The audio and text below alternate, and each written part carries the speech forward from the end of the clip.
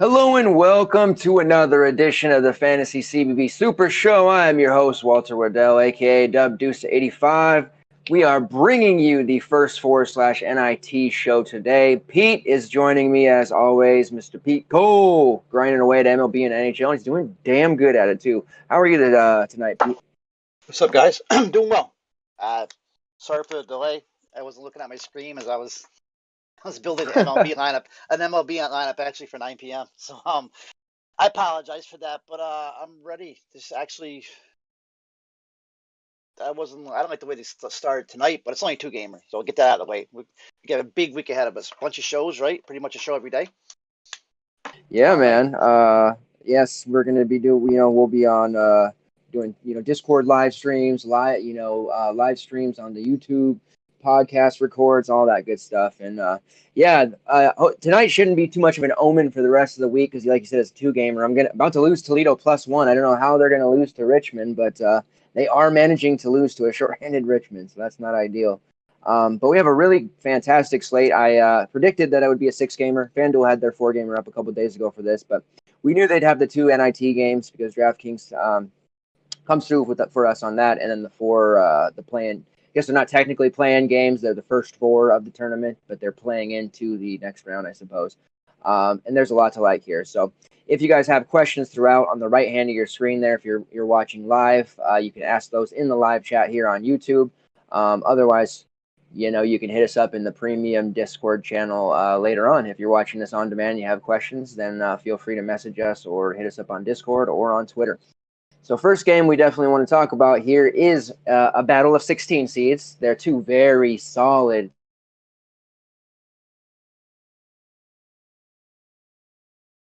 Yeah, we just lost Walt for a second, but start right off with our first game, which is Mount St. Mary's against Texas Southern, and Walt's got all the stats here from Ken Palm, but I'll pretty much just give you my plays. And actually, we're starting out with Mizzy Aphrom. Is only 5'8", so he's probably right now one of the top point per dollar plays at the slate.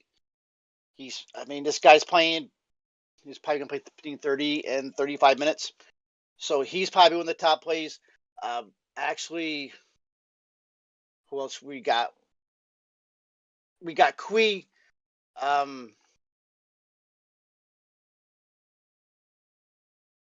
Damien Chong Q from St. Mary's. He's probably the second best. The problem is he's 8K. So if you're gonna have to play Weathers or Kui, I'd rather play Weathers on Texas Southern, but it looks like Kui's actually probably gonna be projected higher. He may not be owned as high, but Kui's actually their primary option on this offense.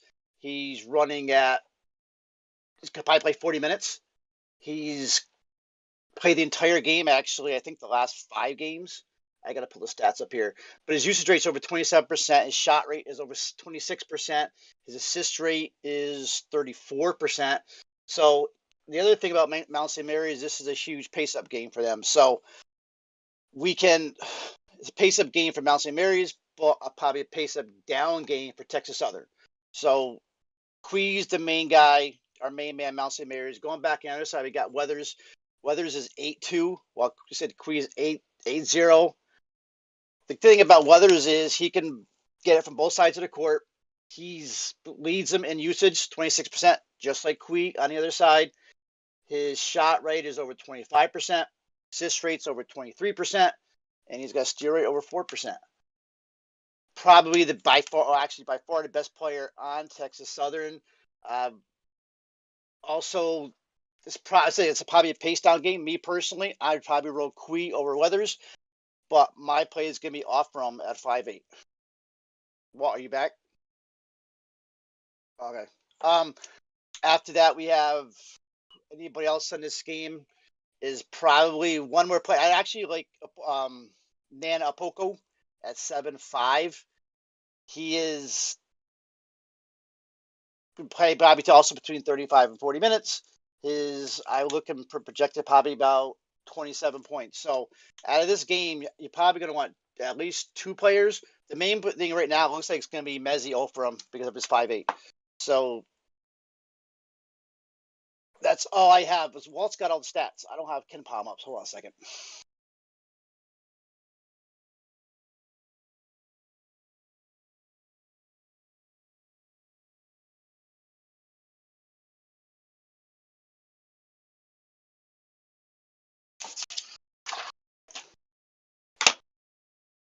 All right, so I'm just gonna roll over. I guess we can go back from. We'll go back. I'm just gonna go right down to the next game, to Drake Wichita State game.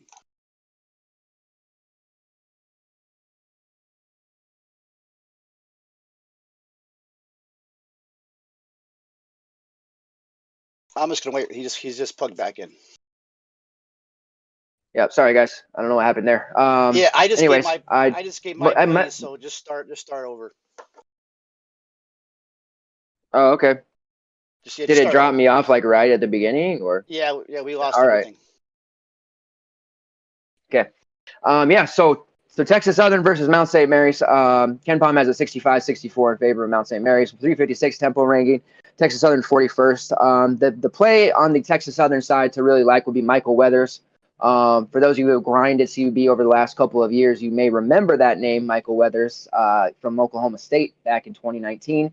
Came off the bench for the Cowboys. He's a pretty potent offensive weapon. He actually had a 31.8% usage rate and a 26.3% shot rate off the bench.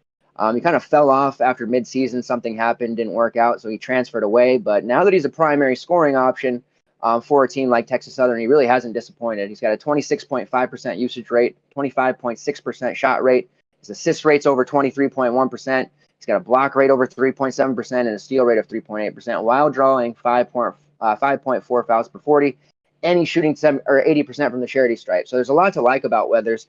When he started his career at Miami, Ohio, he actually had a Marcus Howard level usage rate at 40%, and that was as a freshman. So 8.2, maybe that's going to turn some people off, but he's a fantasy option you don't want to sleep on. Another note, Texas Southern is coached by Johnny Jones, coached LSU at one time when they had Ben Simmons. Justin Hopkins has scored. He's 5.6 for them. He scored 20 plus fantasy points in 3 straight games. He's played over 30 minutes in 5 straight. So he's an option for you. You could also look at John Walker at 6.3. He scored 20 plus fantasy points in 4 of his last 5. He's got an 8.5% offensive rebounding rate and a 4.7% block rate. And then Jordan Carl Nicholas at 7.8, kind of maybe a leverage play off of Weathers. He has a 23.1% usage rate and a 24.3% shot rate. He has scored 30 plus fantasy points in 3 of his last 4 games. So a lot to like on that side. For Mount St. Mary's, they have several players who play, every minute of the game. I'm sure you probably talked him up, so I try not to bore the people that were live watching. But Damien Chong Q at 8K is probably a must play. He's small in stature, but a monster on the court. He's played 90.7% of the minutes for his team, which is 23rd highest in the country. Has a 26.4% usage rate, 33.8% assist rate, 82% at the line. So there's a lot that we're going to get from him. We saw him on the slate just recently, and he came through it as a core play, scored over 40 points for us. He's actually played every single minute in 5 straight games, which is, phenomenal. And 2 of those were in overtime, I believe. So, endless ball of energy. He's going to be on the floor for every single minute. So you definitely want to have him in there. And then also Mizzy Aphrom, who's a George Washington transfer. He hasn't been under 20 fantasy points since late January. He's only priced at 5.8. I definitely think he's a good play. He's playing 77.6% of the team's minutes. It's been more recently. He has a usage rate over 20%, steal rate of 3%, a shot rate over 21%. So he's definitely in my scopes. And then Nana Apaku, he had a really nice game last game, 7.5. He's playing over 85% of the team's minutes, has a shot rate of 19.7%, block rate over 6%, kind of has intriguing upside in tournaments. I think it could be maybe one of the sneakier plays here. So, and then if you want to go back to Josh Reeves, who only 3.9 chief starter, he really didn't do very good last game. He got benched, but he does fit in a stud scrubs type of build where, if you need a 3.9 guy, he still is starting as far as I know. So lots of plays to like here. But Weathers and Chong Q are the best if you can fit them, of course. 8K and 8.2 I feel is pretty damn reasonable for what they can give you. And that's what I was trying to get out, and I was all flustered here because I just had my notes. But my question to you now is, I think Weathers is a great play. The thing is with Mount St. Mary's, they have a more like tenacious defense probably than most people think they do. I mean, they really harass shooters. They control the 3-point arc. They rank 16th in the country in scoring defense. So they're only allowed 63 points a game. And 25th in opponent 3-point shooting at 30.1%. So that's where I'm leaning Kui over Weathers. But do you think this Mount St. Mary's defense can control Weathers, or is Weathers still a key play? Because I think there's so much value on the slate, especially when we're looking at a guy like Mizzy Aphrom, where you can play both, but do you want to play both? I see kind of a letdown game from Weathers here for some reason. I'm a Kui guy, obviously, but I don't know, because Mount St. Mary's has got to. So this is a really sneaky defense. I don't think people realize how good of a defense this is. Yep. I think if with it being such they project to be a close game, I think you can definitely play both. As we work through the slate, we may find that it's not necessary. But yeah, I would definitely be playing Damien Chong Q before Weathers as well. But I certainly like both. But Q is going to be a core play, of course. Weathers maybe more of a luxury type of play. But he can beat you in so many different ways. He's just got a lot of upside. But yeah, it's Q over him for sure. And DeAndre Thomas too. I mean, he's getting 30 minutes. He's only 4 or 5. He had a down game against Bryant, but the Wagner game, St. Francis PA game, he was almost 30 DK. Yeah, he's benefiting from. So he comes off the bench, but he's played over 30 minutes in the last month and a half. He's benefiting from Josh Reeves kind of sucking. Right. So yeah, and he's a 41% 3-point shooter. So he's definitely their main weapon off the bench and getting consistent minutes. So I got no issue playing him. I have him. I'm in the middle of writing this content, and I have him as a cash play, fringe cash play, but definitely in play for cash or main lineups at that price. All right, got it. Cool. So next game here, and like I said, as of right now, we do this a lot where we'll say, yeah, these two guys, let's play them. But as we work through the slate, then we start kind of seeing how the picture works, and this helps us too, as well as it helps you guys. So Drake versus Wichita State. Ken Palm has it 73-71 in favor of Drake. They're 265th tempo ranking. Wichita State 225. Shanquan Hemphill is probable to play in this matchup, so it sounds like he'll be a full go. We know Roman Penn is out for the season with a foot injury. He's their star guard, so we're going to get big bumps, and we've already been seeing it. Joseph Hasefu, Garrett Sturtz, and DJ Wilkins. Those are the three that are going to be the main beneficiaries here from a minutes and usage bump standpoint. So Hesu at 5'2", he's played 39 to 40 minutes, so basically the whole game in 5 straight games. Big time at that price. 25.7% usage rate at 28% shot rate. Steal rate just a tick under 3%. He's making 38% of 98 3-point attempts. He's going to definitely be a core play, and I'm sure he will across the industry. I think he's probably one of the stronger options on this slate. You could also look at Garrett Sturtz at 5'7". I think you could just run both. Wichita State's defense, we've been able to target them. Them and Cincinnati, both they come from the American. Their defenses have been susceptible to giving up big fantasy points across the board. So I don't have an issue stacking Drake here. Not full stack or anything, but 2 players, maybe even 3.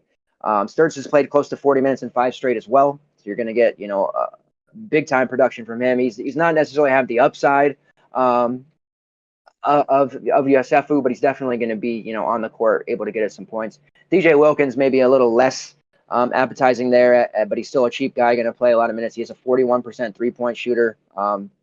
His true shooting percentage, one of the highest on the teams, right behind Tremel Murphy. So he is definitely a guy that I would be looking at. And then, even I guess if you want to take Hemphill coming back here, Wichita State's, defense in general has just been kind of meh. But he's 7'3". I might look to more like, a Tremel Murphy who has been 3 of his last 4 games over 29 fantasy points. He's definitely a good option. Or Darnell Brody, who's only 5'9". He's consistently, scoring right around 20 fantasy points in 4 straight. So those are the guys I would be looking at for Drake. Like I said, you could do a 2 or 3 man stack there and feel pretty good about it. Wichita State, I'm a big Tyson Etienne guy. He didn't really have a great game. 27 fantasy points against Cincinnati in a game that they lost with Keith Williams out at halftime. That was a really bad loss. They still got in. I don't really think they probably should have. A lot of people felt that way, but they did. Etienne is the guy. 26% shot rate, 2.8% usage rate. He's a 40% 3-point shooter on 152 attempts. So if you can afford him, maybe you don't want to go Weathers and you want to save a few $100, get a similar floor type of player. Etienne has really skyrocketed this year into that number one alpha role for a Wichita State team that was gutted by transfers, with everything going on. Al Gilbert at 6'6", he's been phenomenal. Kind of was sleepwalking through most of the season, but he turned it on here during the last, month and a half. He's been over 20 fantasy points in 5 straight as well, so I definitely like him. Again, another kind of, luxury play, though, at the 6'6". You can really look at Udeze at 6'4" as well. He's going to be needed. Fouls are always going to be a risk with him, but the big bodies that Drake has, he's going to have to, step in and really guard against them. He's had 20-plus fantasy points in 5 straight. Udeze's foul rate is 5.7 fouls per 40 called, though, so you're running the risk here. We were running him at, 4.9, 5.4. Now his price is up, so it is a lot more risk involved to where he's probably just a GPP guy, but definitely a play. And then I would like to know why Ricky Council, who was, crushing it early on, the youngster, and now he's just not playing anymore, because at 3.5, he'd be a really interesting play. He has a usage rate and shot rate over 24%, but he's just not getting the minutes anymore, and it might have to do a lot with the fact that Al Gilbert is playing so well right now. I think it does. So much like in this game. What are you thinking here? I was the same thing when I was looking at the usage earlier when I spotted that with Ricky Council. I think it's got a lot to do with Al Gilbert. And Gilbert, we actually talked about him, was it Sunday, I guess? And yeah. Gilbert came back and had a big game. He had a big game that day. He had, I think, the 30 DK. And Gilbert was really turned it on as the season went along. He's pretty much to me, I think, the missing piece of this Wichita State team that they needed his piece to win this championship. He's all of a sudden he's become a go-to player. He's a clutch player, and just his veteran presence running that offense, I think, is inspiring confidence around the rest of the team. And a lot of this stuff isn't shown in statistics; it's just shown in his play, and it's finally he's getting his coming out party, and it's good to see because I like he's a good player. He's had some issues over the years, and it's nice to see this kid actually getting some fanfare. So I like him at 6'6". He's probably my favorite player from Wichita State. I'm not huge on all these guys. So if Hemphill comes back, is it going to affect Sturtz more than Yusufu? I know they're all in play. Yeah, well, yeah, probably more like Wilkins Brody, honestly. I think Sturtz will still be fine, but I mean, obviously he's going to come in and take some usage away. He's a 25% usage type of player. It's just that Penn's missing, which is 27% usage, which is going to be such a big deal. But I think it'll affect more, I guess Murphy actually. And maybe that's a good point. Big guys. But since Penn went down, Yusufu was really, he's turning a hell of a player here. And then once again, he's probably still going to play. Over the last 5 games, he's played 199 at 200 minutes. So he's going to play. He's my play over Sturtz. I guess you can play both of them, but I'd rather see Yusufu, who's going to play 40 minutes. Anytime a guy plays 40 minutes at 5'2", he's in my main lineup. I think I'm more on Darnell Brody than the industry is. I like Brody. I think he's a big time rebounder. His rebounding rate is, I had it pulled up here, but it doesn't matter. But I like Brody a lot at. He's at 5'9". I'm not saying I can see him in my main lineup, but I think he's a piece that he's going to be actually, and he's getting almost 25 minutes a game. So I like Brody as a sneaky play. But if anything is out of this game, I mean, coming out with Gilbert, Yusufu, Etienne. I like Etienne's price, but I don't know. I just got this. I'm all over Gilbert here, man. I can't play Gilbert and Etienne together. That's just me, and I could be wrong, but I'm all over Gilbert, man. He's $1,000 less to me for Etienne. Etienne's probably come out the highest price. I just think point per dollar is Gilbert. Yeah, definitely makes sense. All right, so next game here, NC State versus Davidson. Ken Palm has it 73-71 in favor of Davidson. They're 353 tempo ranking. NC State 190th. We know Devin Daniels is out, so you just started playing on ESPN earlier. They were promoting this game on the NIT Toledo game, and they said it was a battle of Devin Daniels versus Kellen Grady, but Daniels isn't going to play, so someone didn't inform ESPN, I guess. NC State, we've been having them on the slate a lot. We know how frustrating they are. Cam Hayes has really come on lately. The Darian Sebron kid has been a revelation. He's been fantastic. His price is up, to 5'8", so it's a little tougher to play. But he's the type of player that, I think NC State really is. They're happy to be here with a team as young as they have. They want to show out. This is the Yep. type of team that was a struggling. We see this a lot in NIT, a struggling P5 that sneaks in, and we saw it in Minnesota a few years ago and a couple others. And they just turn it on and they win a tournament like this to get motivation and momentum into next season. So I could really see NC State having a nice NIT. And that starts with Sebron, who's scored 45 a couple games ago, and then he's 23 against Syracuse. I think he's a really solid matchup against Davidson, who Davidson's defense is pretty decent, but I'm a big fan of Sebron here at 5'8", more so than like Cam Hayes at 6'2", who's mostly been a three-point shooter. His peripheral stats don't always show themselves, so I'm not necessarily on him. And then we know the NC State bigs between Helms, Bates, and Funderbrook is damn near impossible to predict. One gets in foul trouble, one has an okay game, and then one ends up doing well. So I don't know if I even want to play that game with them today. I suppose Bates would be the better option of the three with him where his price is. He does have a 9.7% offensive rebounding rate, the 13th best block rate in the country at 11.5%. And then Funderbrook has a 10% offensive rebounding rate, and Helms, the better shooter of the group, has a 38% three-point percentage on 70 attempts. So I guess it's just pick your poison there if you want to use them.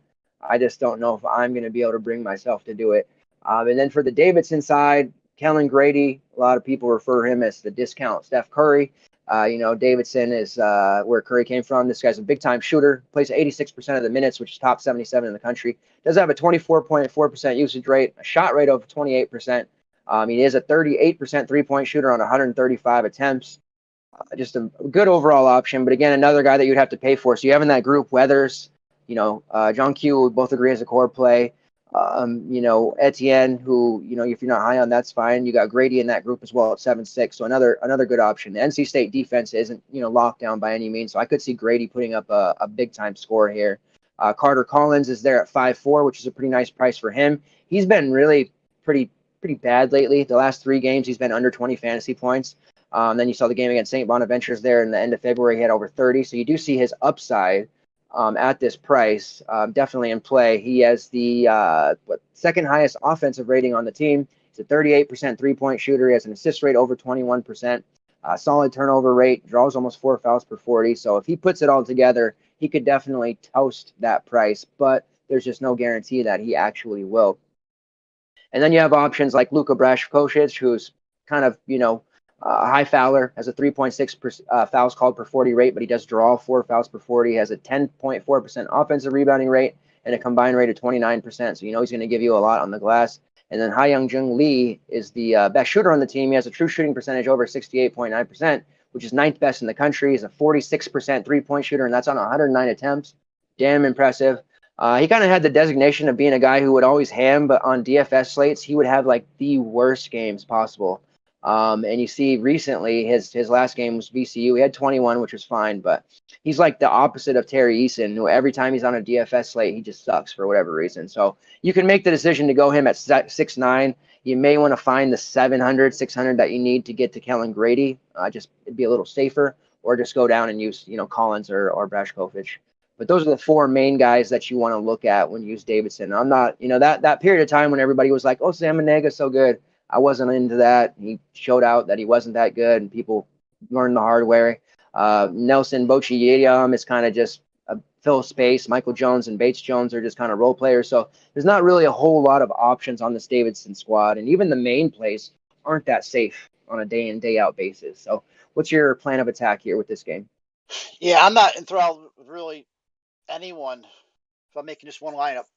And that, that's why I usually talk about cash. I mean, if anyone, it would be Grady, of course. And we all know what Grady can do. But there's a lot of guys in that, that 7K to 7.5K I like. Grady's one of them, but to me, he's not my top play of the night. I mean, NC State's going to have a little bit of trouble here, though, with, I think, with Davidson. I mean, Davidson's, to me, is a pretty big team. So they got, I mean, to me, they're bigger than NC State. But NC State's young, and I see they're going to come out here. I see them coming out here hungry. They probably won't even consider playing this NIT if they still had guys like Devin Daniels and Thomas Allen, Yeah. all these guys playing. So I think they're Yeah. doing it for the freshmen. So he's going to get these guys burned. So, if you to me, if I'm going to play anybody, I'm probably going to play one of these freshmen like a Sebron or Cam Hayes or Shaquille Moore, one of these guys. But that's off multi-enter GBPs. I'm not dealing with this Manny Bates Thunderbook nonsense of seeing which guy gets in foul trouble, which guy gets the minutes. It's Kellen Grady or nothing on this game for cash. Might be, fun game. What's the over-under is at 139? But to me, it's just move on to the next game. Some of these funner teams. I'm sick of Kellen Grady. Yeah, it's definitely two kind of underperforming teams when they've been on the DFS slates, and yeah, I don't want to maybe messing with it too much. Next game here is another battle for 16 seeds. That last game, of course, NC State was at NIT. This is a 16 seed first four game between Appy State and Norfolk State. Ken Palm has it 68-67 in favor of Norfolk State. This is another game that's pretty damn close to a pick 'em. I know, and FanDuel has Appy State -3, but I don't even know if they would cover that. This is going to be a really close one. 221 Temple ranking for Norfolk, 310 for Appy State. We've had Appalachian State on the slate a couple of times before, once earlier in the season and then just recently. Starting with the Norfolk guys, the ones to know, Devontae Carter, he has a 27.6% shot rate, 27.3% usage rate, and a 27.4% assist rate. So he's their top guy, but you're also looking at a price of 8.8. So yeah, no duh, Walter. Of course he's the best guy. Yeah, they have him priced, appropriately, probably overpriced, honestly. So it's gonna be hard to play him. But you are gonna get other guys. The rest of their starting five is pretty cheap. Guys like Joe Bryant, Sean Hicks, Keozone Chavis, try to say that my best I can, and JJ Matthews. So you have some cheaper options here. Matthews has an 11.7% offensive rebounding rate, a 4.3% block rate, draws 5.3 fouls per 40. So you've got that, but he also gets called for 6.8 fouls per 40. So Matthews is a huge foul risk. He's 6'9", 250. He's a load down there. But you know what you're going to get there if you try to chance it. Sean Hicks and Keozone Chavis are both very cheap. I wouldn't recommend running both, but you could probably roll one. Appy State's defense has been pretty locked down. They cause a lot of turnovers. Hicks maybe gets the bonus from me because he's a 41% three-point shooter on 84 attempts, where Chavis is a 34% shooter on 43 attempts. Hicks does have a 20.7% shot rate compared to Chavis' 15.5, and his usage rate's right around 19%. And he draws 4 fouls per 40. He does get called for 4.4, where Chavis is 3 fouls per 40. So this whole team has, some foul risks here. Hicks also has a 16.8% defensive rebounding rate, which trumps Chavis' 12.4. So Hicks seems like the guy that if you're looking at value and you want a cheap starter here, to me, he's 4.9 compared to the 4.5 of Chavis, and he has the guard forward eligibility. And he's coming off back-to-back 20s. He's been solid. Definitely a guy that, you can roll with. If you don't have that 400, I think Chavis is fine too. He's shown that he can, maybe his floor is a little bit higher at times. You see, he doesn't have the single digits that maybe, Hicks has put up before. And then Matthews down there, if you want the ultimate GPP play, you see he only played 6 minutes because he actually fouled out in 6 minutes last game. So, but if he stays on the floor, he can do some serious damage. It's just, I don't know if he can. And then on the App State side, we're really familiar. I'm glad they priced up Michael Almonsi at 8.5 there. I didn't want to have to play him or the field. He's been a monster. He put up 50. He's actually been over 30 fantasy points in 4 straight games. That game against Georgia State, he looked fantastic. 48 fantasy points. He was just a killer. So I would much rather look to a guy like Justin Forrest at 7.2, maybe Adrian Delph at 6.4. You also have Donovan Gregory at 7.5. Those are your main Appy State guys to look at. A few of us were on Newhart, RJ Newhart from before when he was 3.4. Now he's 5K, so it's not really in consideration. Forrest does have a 29% shot rate, a 28.6% usage rate, which is top 89 in the country, a 19.9% assist rate, and a 3.2% steal rate. So Forrest should probably be priced even higher than he is. So I think he's a really good play. And then Adrian Delph has a shot rate of 25.3%.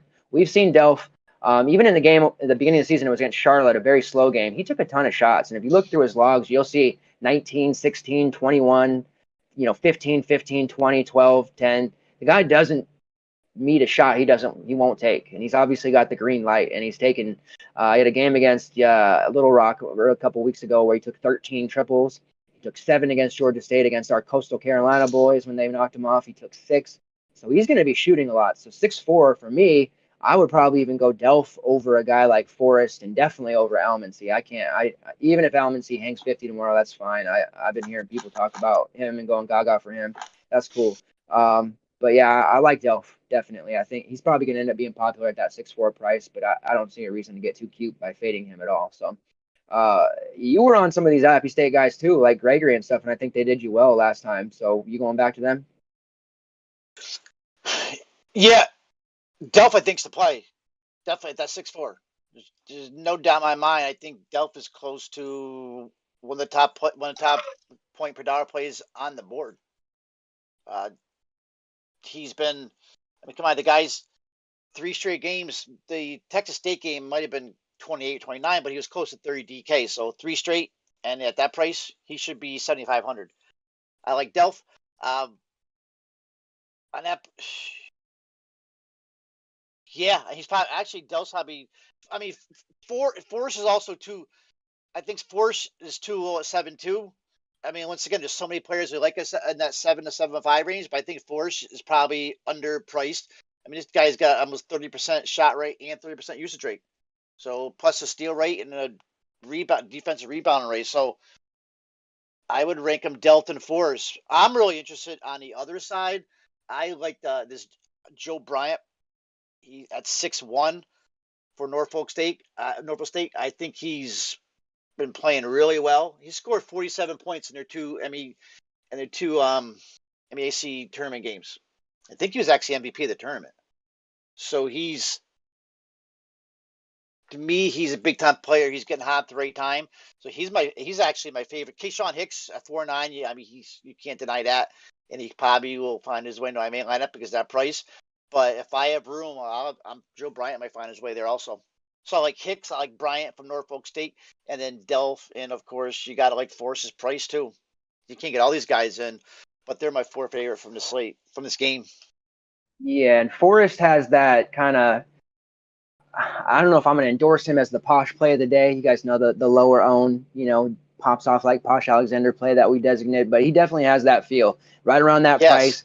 People are going to ignore him. They're going to go to Delph or Gregory or go even. I guess I don't know if anyone's going to play Almancy. Maybe if people chase him or whatever. But yeah, he's just going to go under own. And he doesn't even project that well. Looking at some early projections from places. No, he doesn't. No, he doesn't. And he's better than that. I think he definitely has a chance to put up a nice game. So if you're running multiples, definitely. But I could see running him as your main guy too. Like I said, I'm not quite ready to designate him posh play of the day, but he's damn close. He's honorary for sure. No, I agree. I mean, I like Delph's price, but Forrest is probably the play of the game here when it comes down to it. Yeah. All right. Next game, and a personal favorite of mine, the SMU Mustangs. Very upset that they weren't able to get into the tournament, but not making it to the final hurt them. They'll be playing up in Boise State here in an NIT game. KenPom has a 76-75 in favor of SMU. 146 tempo ranking. Boise State 127. Now, my man Kendrick, we didn't have that game on the slate, but we did prize picks. He was there. He went way over. He went way over. He put up 51, in fact. And now his price, I had to do. Steve in the chat there said he had a triple take at Yesufi's price because it's 5.2. I had a triple take at Kendrick Davis's price at 9.9 because you guys know me. I always roster Kendrick Davis. He's like top 3 for me this year as a favorite player. Hashtag Waltz guys. But I don't even know if I could pay a 9.9 price for Kendrick Davis because that's going to be tough for him to pay off against Boise State. Obviously last game especially, they were struggling against Cincy, and he was the only source of offense. My man Ferron Hunt was struggling. Tyson Jolly's giving them nothing recently. It was tough. So he had to score a lot. He scored 35 real points, and you see his assists were even down. He only had 4 because the other guys just weren't producing. So I definitely want some Kendrick. I always want Kendrick. But 9.9 is going to be a really tough price to pay. Instead, I would be looking down at somebody like Ferron Hunt at 5.7, who had just an awful game against Cincy. I never would have guessed in a million years he would play like that. He's typically going to be hovering around 25, 26 fantasy points as his floor. So I really like him here as in a bounce back spot at 5.7. My hope is that SMU's going to be playing with a chip on their shoulder. I really like this team, honestly. And we didn't make the tournament, so they also could be a team like NC State where maybe they pull an NIT win here. So Hunt's my guy. I see early projections on Kendrick are super ham, by the way. He's still over 4x, even at almost 10K. So maybe we'll have to play him.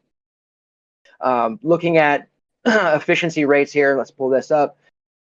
Davis has a 27.3% shot rate, which you guys know, but his assist rate's up to 45.3%, which is second best in the country. Sharif Cooper-like level. Ferran Hunt has a 8.4% offensive rebounding rate and a combined rate of over 30% and 3.5% block rate. He feels just super sneaky because I don't think anyone's going to really be on him. Boise State has an adequate front court defense. Hunt's just an exciting player. So I'm looking at him. Tyson Jolly's fallen off. He's only 4.4. You'd like to kind of go back to him at that price, but his minutes have been a little bit too low, and he's just clearly his mind is still not where it needs to be. He missed time for personal reasons, and he just hasn't looked like the Tyson Jolly of last year. For Boise State, this is a team that has frustrated us at many different times, right? Alston, Shaver, Acott. We had Kegab. He's thrown us under the bus a few times. We've had some difficulties with this team. We won't have to deal with Kegab here. He has had season-ending surgery, so he is out. So you can look for Mladen Armis to get a major usage bump. You look for Acott to play more minutes, which is intriguing. Dutrieve, Ray J. Dennis, all these cheapies, and then Alston, who's just been, a monster for them anyways. He's really become a consistent option, whereas the end of last year when they were on the slate and the beginning of this year, he really wasn't. Looking at rates, he's got a 25.4% usage rate, a 27% shot rate. He's drawing 4.6 fouls per 40. He's an 87% free throw shooter, which we love. In the game, give me those easy free throws. And he's shooting almost 40% from long range on 156 attempts. So 6'9", 190, man steps out and hits threes. Very difficult to guard. Very interested in Emmanuel Acott here at that price, under 5K. He's going to have to play, some major minutes here with Kegab gone. He did start in that Nevada game, which they dropped in the MWC tournament. He did play 35 minutes. He had 15 points, 1 rebound, 3 assists, a steal, a block. Be perfect for this price. So he is definitely a guy to give serious consideration to. He also has guard forward eligibility on DraftKings, which allows you some serious flexibility in your lineup. And that SMU defense is just not scaring anyone right now. So definitely can be targeting some Boise State guys, with confidence. And Alston falls in that category. We've already mentioned, 4 or 5 guys that are main lineup worthy in that mid 7K range. So you have to give him, some serious, like I said, consideration. I'm not a big Shaver guy. He's not obviously you can see I have a beard. Shaver's just not, he doesn't do it for me. I do like Armis for GPPs at 5.5. He's got double upside here if he can stay on the floor. And then maybe a little Debonair Dutrieve love there from Arizona at 4.8. Did play 37 minutes against Nevada, had 34.5 fantasy points. They let him kind of just drive. So you definitely don't want to sleep on him. He did have 10 rebounds in that game too, which you're typically not going to see. So maybe don't get too excited about that. But at 4.8, he's in the player pool. So, Pete, lots of value here that we can get to strengthen our lineup in other places. And it's good value because of lots of minutes. So how much exposure do you expect to have here? Yeah, so there's plenty of value where we can play Kendrick at 9.9, I think. Because Kendrick should be able to smoke this team. And the value is probably going to come obviously from Boise State. Because without Kegab, without Max Rice is out too, right? Without Max Rice, so all these guys are going to get minutes. So I love the Arizona kid. I love Dutrieve. Like you said, watch him. Let him drive all day. I'll use him at 4.8. I'll use Acott at 4.8 too. I mean, and all these guys are going to get. What I like is they're going to get minutes too. They're going to get minutes while these other guys out. So I think we can afford Davis. I mean, we may not be able to get one of these couple of these 7.4 guys or 7.5 guys we like, but all these guys at 7s are all like the same. They're not going to give us what Kendrick can give us. So I'm curious about Kendrick's ownership at that price. I don't think he's going to be that high owned. So that could be actually our little leverage play. That's what I'm on right now. So, running back with the Dutrieve and a couple of these other guys we've been talking about. And there's a lot of value on the slate, man. It's popping up. Yeah. So it definitely makes it easier to pay him. Over like Henry at 8.7, Almondsi at 8.5, and Norfolk, the high usage player Devontae Carter from Norfolk at 8.8. Yeah, Davis definitely has the highest upside on the slate, I would say. And Then we this got feels Ray like a J game Dennis, where, right? yeah, he's in play as well. Or I would play him, Dutrieve, or Acott over Shaver personally. I don't, unless Shaver doesn't, he's just not very good. No, But Shaver's David not. Dennis is good too. I'd play Dennis over Shaver, but to me, I think I could have Dutrive in my main lineup, man. I mean, is it a Yeah, little risky? Yeah, but he's going to play close to 40 minutes as long as he doesn't do something stupid. And he's not afraid. You see him driving the ball, so I could run it back with a Kendrick and Dutrive, and you can probably get yeah, another high and price player. And the last game they played where they lost to Nevada, it was 89-82. They ran a Alston, Dutrieve, Acott, Shaver, Armis starting lineup. With two guys, Ray J. Dennis off the bench, played 21 minutes. Lucas Milner played 21 minutes, and then Max Rice played 9. And of course, Rice is out now. So they're going to have a 7-man rotation. So that's definitely juicy for what So we're trying to accomplish here. you could probably even play Acott, and Acott too, and I don't know if you want to I'm get too definitely crazy, playing. you know what I mean? But Yeah, I would definitely play Acott personally, and probably Dutrieve. If you can only play one, sounds like we might be on the opposite ends there, where you're Dutrieve, I'm Acott, but I will likely play both, to be honest with you. I think so, and that's going to give us Kendrick. All right, last game on the slate and the final play-in of the night: UCLA versus Michigan State. Two just dreadful teams for TFS. Ken Palm has it 68-67 in favor of UCLA. They're 332 tempo ranking, Michigan State 166.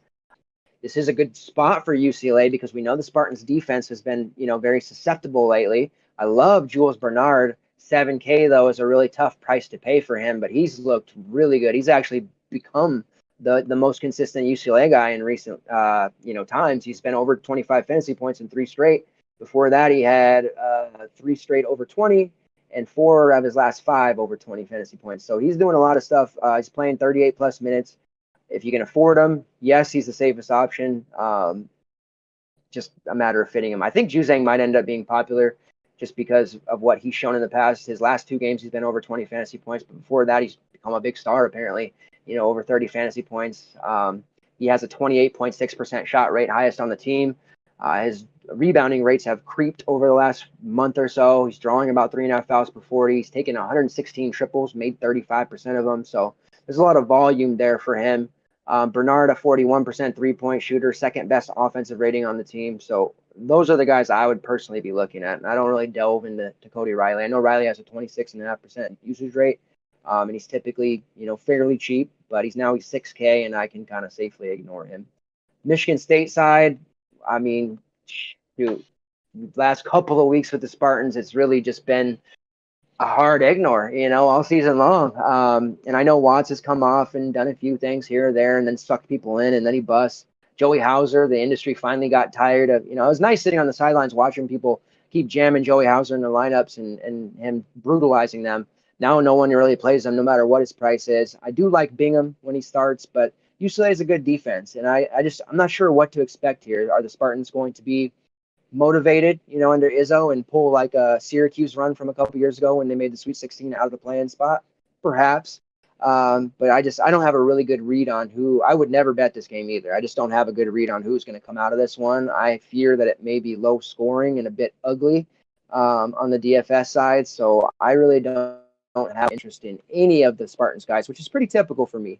Rocket Watts, I know I got a couple DMs about his prize picks. He had like a 5 and an 11.5 for his fantasy. And while that sounds great, there's no guarantee he's going to even hit 12 fantasy points. So I'm really probably not going to have any of the hammer game unless it was on the UCLA side to where I could roll Juzang or I had the luxury of going Bernard. What say you, my good sir? Yeah, I totally agree with you, and I probably have nobody coming out of this game. First of all, UCLA, yeah, I mean Campbell's. He's a good passer. I mean, he's a good communicator. Runs the team. Runs the pace of the game. But if you look at all these guys' stats, these guys all got decent 3-point stats. But remember, this is a Mick Cronin team, and they're not just going to hoist 3-pointers all day. So you can see those numbers, but you don't play these guys for 3-pointers. So Jack was has always been my favorite. He's probably out of all these guys, probably the one guy that's probably an NBA prospect out of all these guys, I think. But I'm not playing any of these guys. I'm not getting stuck with UCLA. On the Michigan State side, my favorite is Malik Hall, actually. And if Hall didn't get interrupted with that COVID, we probably would be seeing more minutes out of him right now, but he's finally just starting to play at his level in his last couple games here.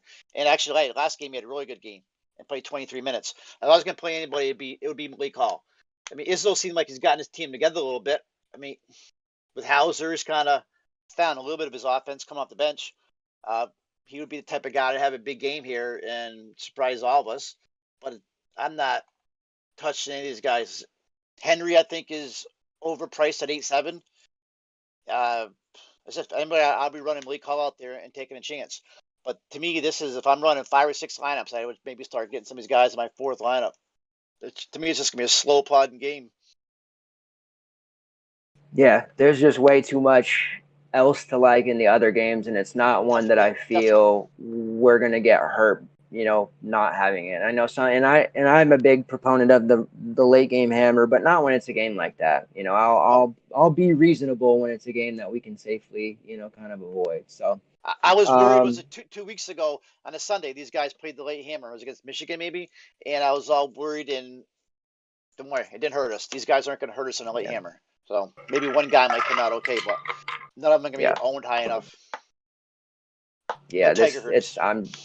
Yeah, it's just not a game that I feel confident in, and I just don't know we'll have the space in our lineups to put anyone there because there's just so much other stuff to like here. So looking at prize picks now, there are a couple that stick out right away. Damien Chong Q at 30 fantasy points. I think he hits the over there. He's going to play the entire game. I think he's good for another 40. Single stat wise, the ones that I'm looking at, Al Gilbert, 11.5 single points. I think that's good. They did jam up Yosefu pretty high, 26 and 15. So that's a little tough. Adrian Delph at 15 single points looks pretty good because he's taking 20 shots a game. That would be one I would strongly consider. And then as far as bringing it back to the fantasy side, I do like that Adrian Delph 22. I would like it to be like the 24-ish range, but I do think he's good for 32. So I don't know which ones I'm going to feature just yet in the article, but those are kind of my first look of what I like. Any sticking out to you that you're like, oh yeah, that is the play? I kind of like Joe Bryant's 23.6, 23.8. I like Delph's 26.2. And they're the ones that really jump in. There was somebody you said I agreed on. Who was it? Oh, Chong Q, at 30. He said he's going to play out 40 minutes. So those three. What do you think about Etienne, 29.5? Yeah, he's good. He's typically good for 30, 32-ish, right? So it's close. You're looking at his single stats. They got it at 17.5. So it's close, but I definitely think he'll have more than that this time. He was held to 27 in their last game, but I think he'll score enough here to do some damage. I just like this. I like this Bryant kid from Norfolk State, so I see him going over. He's hot right now. It's a good one to hang your hat on. I dig it, man. These 16 seed, first 4 games are going to be close. They're much more exciting than the 11 seed playing games in my mind. Yeah, definitely. I want heavy exposure to all of them, and then on the NIT side, the SMU game. So those are the 3 really. I think we're in agreement that we're going to be targeting. So. That pretty much wraps it up. We got a lot to go. We got a lot going on, man. So tomorrow we'll get you the official time, but we will be going on air, in the evening probably after 9 p.m. Eastern, to cover the Friday slate first round, 16 games. Saturday also has 16 games, so we'll be doing that on Friday night, covering that, or Saturday morning, which we'll figure it out here and get back to you. But just so you guys know, it's 12 games listed, but they are doing all 16. They will be adding the other 4 once the play-in games take place tomorrow. So they got us the pricing up for the 12 games so that Pete and I don't have to, on Friday during the tournament, worry about pricing. We can actually watch the games and enjoy them. So that'll be great. Right. So that's be ready there for that one. That's gonna take some time. We're gonna be covering 16 games, so that's a lot to internalize and digest. But I feel really good about it. Looking over it initially, the last 12 or so hours since it's been up, I feel good. I feel really good about where we're going to be at with that. So let's start it off by hamming out tomorrow, and then lots of shows the next 4 or 5 days. We're just every day where our faces are going to be on your screen. So appreciate all the support. Pete, any final words before we head out?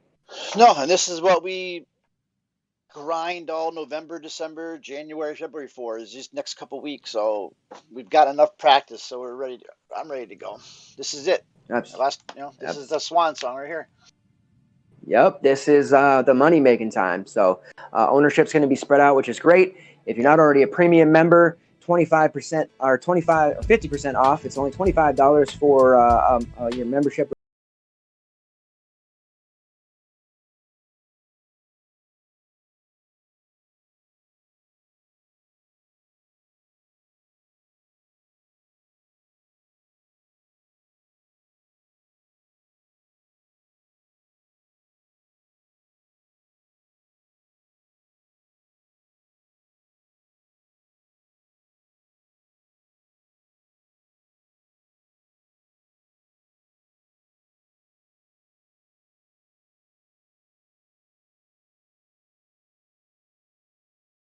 See you guys later.